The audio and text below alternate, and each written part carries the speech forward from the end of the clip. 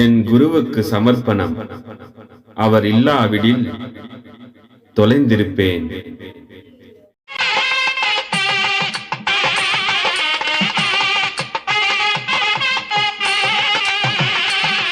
நீங்க சொன்ன அந்த சிக்கன் பையனை கொடுக்கறதுக்கு தான் ஆரம்பிச்சு கொடுக்கறதுக்கு ஆரம்பிச்சு. இப்ப நான் பேருந்து அனுபவிக்கிறது இந்த பாதிகம்.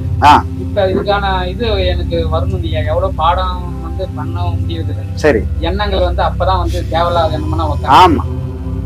இது வந்து எதுக்குன்னா இப்ப நல்லா இப்ப இந்த 5வது சித்தர் பாடல எல்லாமே கேட்டுட்டு இருக்கிறேன். அப்ப போய் என்ன ஆகுது மனசுன்னா, இன்னைக்கு போய் பாடம் உட்காந்து பண்ணிடணும். 4 மணிக்கு எழுந்துடுறேன், உட்காடுறேங்க. அப்ப அந்த தூக்க கலக்கு தான் வருமே தவிர அந்த பாடம் வரணும். அதே கொஞ்சம் நல்லா தூங்கி எழுந்துட்டு கொஞ்சம் பண்ணனா ஒரு அளவுக்கு அது வருது. இதுல வந்து பண்ணணும்னா வரவே மாட்டேன் பாடம். ஆமா, உடலா செஞ்ச இல்ல கரெக்டியா இல்ல அப்படியெல்லாம் நீ செய்யறது கரெக்டா சரியான அதெல்லாம் வந்து மேல ஒருத்த உட்காந்து உன்னை இயக்கிக்கிட்டு இருக்கிறான். எதுவும் நீ செய்ய தப்பு நம்ம மட்டும் செய்யாம விட்டுருக்கியா? தப்புனாலும் செய்துட்டு உதப்படுறதுக்கு நம்ம ரெடியா தான் இருப்போமே தவிர, தப்பாயிடுச்சே அதை விட்டுறணும் செய்யவே கூடாதுன்னு யாரும் நினைக்கிறது இல்லை. தப்பு செய்துடுறோம். இப்போ உதாரணத்துக்கு ஒண்ணு இது வந்து யார் சொன்னதுன்னா, நம்ம சுகி சிவம் ஒரு இதுல பேசுவாரு. இதை அதாவது இந்த மனசு பத்தி ஆராய்ச்சி பண்றது பெரிய அளவுல ஆராய்ச்சி பண்ணியிருக்காரு. அவர் பேர் வந்து சிக்மண்ட் ஃப்ராய்டுன்னு ஒருத்தர் மன ஆராய்ச்சி நிபுணர். அவர் வந்து மிகப்பெரிய அளவுல மனசை பத்தியே ஆராய்ஞ்சிருக்காரு. ஆராய்ச்சி பண்ணி ஒரு சில விஷயங்களை வெளியே கொடுத்துருக்காரு. அதை எல்லாரும் உலக நாடுகள் அதை ஏத்துக்கிட்டு இவர் சொன்னது சரின்னு ஆமோதிச்சு அதுக்கு பல புத்தகங்கள்லாம் கூட போட்டாங்க. அவர் பேரு சிக்மண்ட் ஃப்ராய்டு, மனோ தத்துவ நிபுணர், பெரிய அளவுல மனசை பத்தி தெரிஞ்சவர். அவரு இது நான் சொல்லல, சுகி சிவம்ன்ற அந்த அவரு வந்து அந்த பேச்சாளர் அவர் சொல்லியிருக்காரு.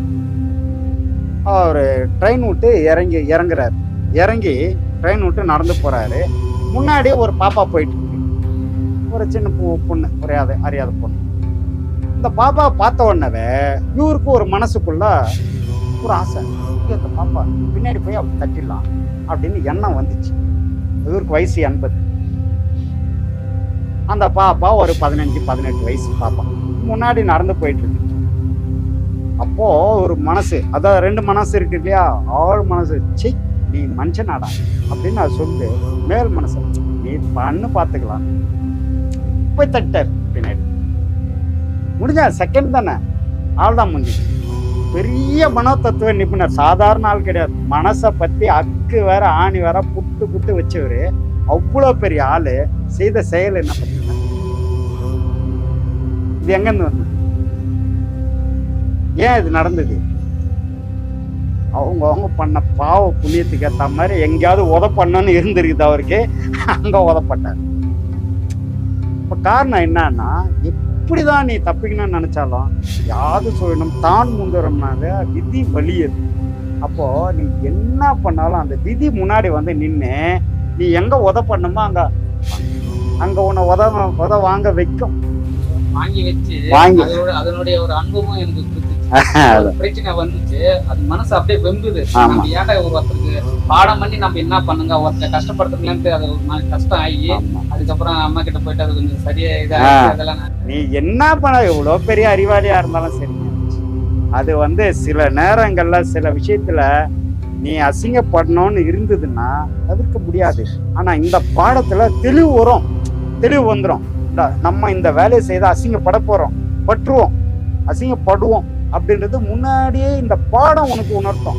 அப்ப நீ விலகிறதுக்கோ தப்பிக்கிறதுக்கோ ஒரு சில வாய்ப்பு இருக்கு. ஏன்னா இது வந்து விதியை மாற்றும். எப்படி மாற்றோம்னா, இது 2 விஷயம், மூச்சு தான். விதினாலே இடகலை பிங்கலை. இதை நீ உனக்குள்ள கட்டுப்பாட்டுக்குள்ள வச்சுக்கும் போது உனக்கு சொல்லும். கட்டுப்பாடு இல்லாதவங்க தான் சிக்கன் ஃப்ரைட் மாதிரி போய் தட்டி வளர்ப்பாங்க. இந்த இது இருக்கிறவங்க புரிஞ்சிக்கும், அவங்களுக்கு சொல்லிடும், செய்யாத, உன் தகுதி என்ன, எங்க இருக்கிற அப்படின்னும் போது நம்ம இந்த புரிஞ்சிக்கக்கூடிய எண்ணம் வந்துடும். மனசு சொல்றதை கேட்க மாட்டான். ஏன்னா இவனுக்குள்ள மனசை வச்சுக்குவான். இவன் மனசுக்குள்ள போய் உட்காரணும். ஆகக்கூடாது. இந்த பாடம் சிறப்பா பண்ண அப்படி ஆகாது. ஒண்ணு அப்படியே ஆயிட்டாலும் உனக்கு தேவையான தெளிவை இந்த மனசு கொடுக்கும். காரணம் என்னன்னா உனக்குள்ள இருக்குது. அது வெளியே போய் அங்க எங்க சுத்தி அலைஞ்சு எல்லாத்துலயும் இது பண்ணிட்டு இருந்ததுன்னா அப்ப உனக்கு தெளிவு கொடுக்காது. அது உனக்குள்ள அடங்கி இருக்குல்ல, உனக்கு தேவையான தெளிவு அது. ஆனா விதிப்படி சிலது நடக்கணும்னு தவிர்க்க முடியாம இருந்தது. ஏன்னா நீ போன பிரிவுல எல்லாரும் பூச்சி அடிச்சு நின்றா உன்னை அடிக்கிறதுக்கு 4 பேர் ஓணும்ல. அப்ப இப்ப நீ உதப்பட்டே ஆகணுன்றது விதி. அப்ப நீ என்னதான் படத்துல வந்தாலும் கூட விதிப்படி சிலது. ஆமா ஆமா அதுதான் 10 பேர் போட்டு இப்ப நல்லா நமக்கு ஒரு அடிமை சிக்கிட்டான்னு ஒரு மூத்திர சந்தில எத்தனை பேர் வச்சு அடிப்பான்ல வடிவேலு. அது மாதிரி மாட்டாம 2 பேர் 2 அரை விட்டு ஓடி போடான்னு தேத்தி விட்டுருவாங்க. அவ வாங்கிட்டு வந்த இல்லையா? அதுதான் அப்படி மாற்றுறது. அடிமையா சிக்காத போய் 2 அரை மட்டம் வாங்கினேன் கூட வந்துடலாம். யாரும் வந்துடலாம். இப்ப யாருக்கும் தெரியாது தொச்சை நிச்சயன்னு வந்துடலாம். அங்க போய் சிக்கிட்டா எல்லாரும் பார்த்து சொல்லிடுமா, நேத்தெல்லாம் உன்னை வச்சு அடி நடிச்சாங்களே நான் பார்த்தேன் ஊர்லாம் வந்து பொண்டாட்டிக்கிட்டு வர சொல்லிடுவோம். அதுதான் பெரிய சிக்கலை. அப்போ ஒவ்வொரு டைம் வந்து வேற குருவை போயிட்டு பாடம் நல்லா வாங்கி பண்ணலாமான்ட்டு ஒரு எண்ணம் தோணுது. அதே திருப்பி தோணுது, இப்போ என்னவா ஆக போற, பெரிய நாணி ஆக போறீங்களா, அப்ப என்ன பண்ண போற, அதுவும் அந்த இதுக்கு அப்படியே பதில் கொடுக்குது. சரி நம்ம எதுவோ நம்ம குரு சொல்லிட்டாரு, நம்மளை நம்பி வரணும்னு கைவிட மாட்டேங்குது. அப்ப அவருக்காகவே பிடிச்சிக்கலான்ட்டு அது என்ன இதுதான் மனதின் செயல்பாடே. இதுதான் இது என்னன்னா இக்கரைக்கு அக்கறை பச்சை மாடு இருக்குது. நல்லா மழை பெஞ்சு எல்லாத்துலயும் புல் இருக்கும், மேய்ஞ்சிக்கினே போய்க்கினே இருக்கும். ஒரு இடத்துல நின்று அந்த புல் நல்லா சாப்பிடாது. சும்மா அந்த நுனியில் அப்படி கடிச்சிக்கிட்டே போயிட்டு ஒரு 2 கிலோமீட்டர் போய் சுத்திட்டு சாப்பிட்டதெல்லாம் அங்கேயே சரிச்சிடும். திரும்ப அங்கன்னு சாப்பிட்டுன்னே வந்து இங்க வந்து அசை போட்டுன்னு ஒரு இங்க ஒரு ஏக்கருக்குள்ளவே அதுக்கு தேவையான உணவு இருக்குது. சாப்பிடாது. அது போவோம் 20 ஏக்கருக்கு போய் சுத்தி வந்து அப்புறமா பார்த்தீங்கன்னா அசை போட்டு நடக்கும். அதே மாதிரிதான் நம்ம மனசு. இப்போ நான் சொன்னேன் இல்லையா ஃபர்ஸ்ட்லயே, இந்த நாய் வேலையே கிடையாது. இந்த மனம்ன்ற நாய்க்கும் வேலை கிடையாது. ஆனா வேலை இருக்கிற மாதிரி அப்படியே ஓடி போவோம். 2 கிலோமீட்டர் ஓடி திப்புன்னு ஓடிப்பா. புஷ்ன்னு பார்த்தோம் நாக்க தொங்க புஷ் நாக்க தொங்க அப்படியே தண்ணியா ஊத்தும். அவ்வளோ இறப்பு வாங்கும். காரணம் என்ன, அவசியம் என்ன, ஒண்ணுமே கிடையாது. ஓடிப்பா அங்க பட்டுக்கிறதுக்கு இவ்வளோ இதேதான் நம்ம மனசு பண்ணிட்டு. இந்த மனச அந்த மாதிரி விடா. என் குருவுக்கு சமர்ப்பணம். அவர் இல்லாவிடில் தொலைந்திருப்பேன்.